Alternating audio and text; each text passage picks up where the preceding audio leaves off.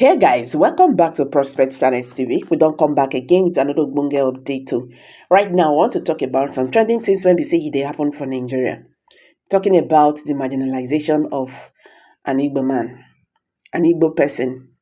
As a person, you get level when you dey grow rich for politics in Nigeria.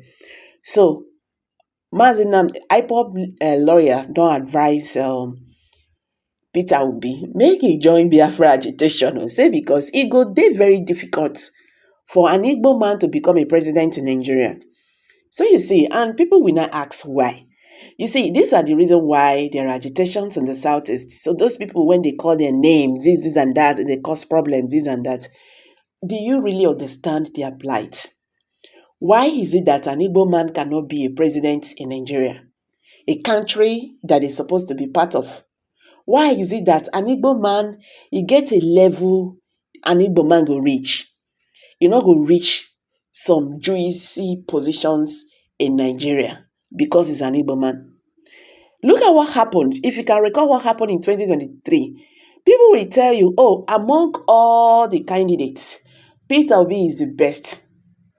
Yes, he's the best choice. But you see, he cannot be a Nigerian president. Why? He's an Igbo man. What is the problem? I recall Nnamdi Kanu said this thing some time ago. He said, anybody will think from the southeast that one day Nigerian government or Nigeria will give them opportunity to become a president in this country is just a joker.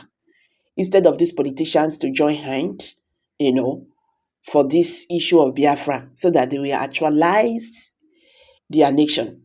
They are busy wasting their time. And Mazi Simon Ekpa also said it when he called out Igbo politicians to join Biafra's struggle because that is where they belong.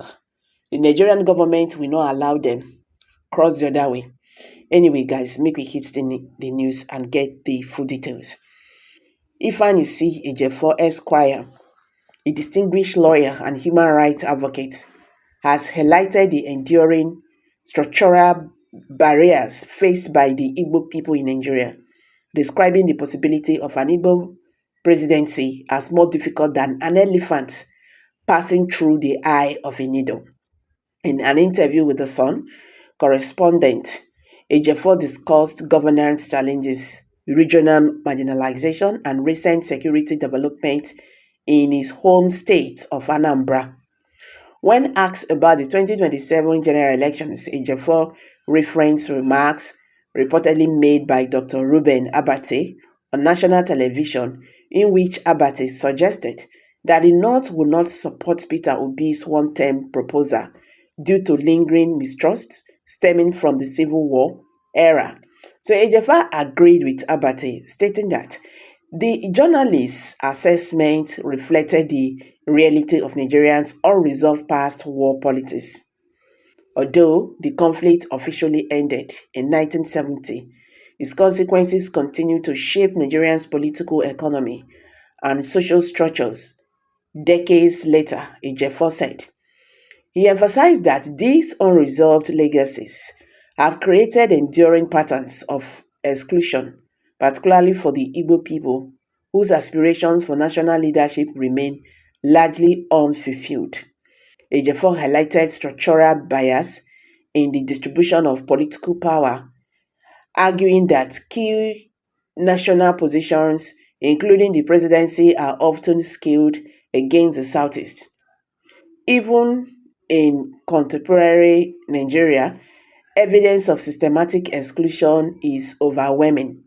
He said, positions of national leadership are deliberately structured in ways that marginalization, the Southeast, referencing feelings of alienation and frustration among the Igbo.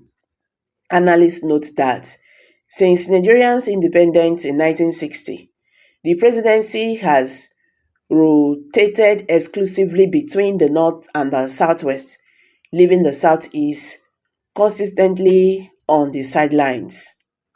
This exclusionary pattern, then argue, has made the long-standing aspiration for an Igbo presidency appear increasingly unattainable. The political architecture of Nigeria, shaped by historical mistrusts and regional bargaining, has effectively turned the dream of Igbo leadership at the national level into a distant illusion, Ejiofor explained.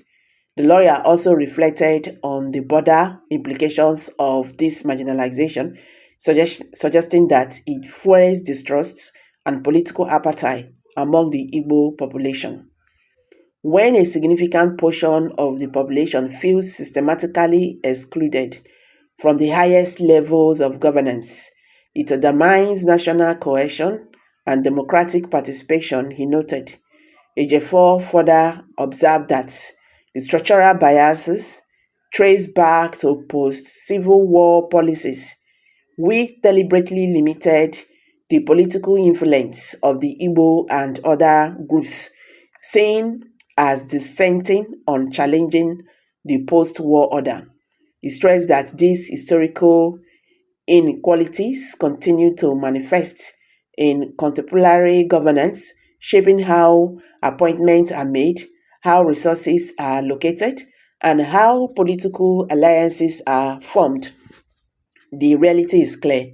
Political structures in Nigeria have long been skewed to ensure that the Igbo remain on the margins of national leadership, Ejiofor said. Until these structural imbalances are addressed, the prospect of an Igbo presidency will remain extremely remote. He also urged Nigerians to acknowledge the historical roots of marginalization and the continued consequences the political representation.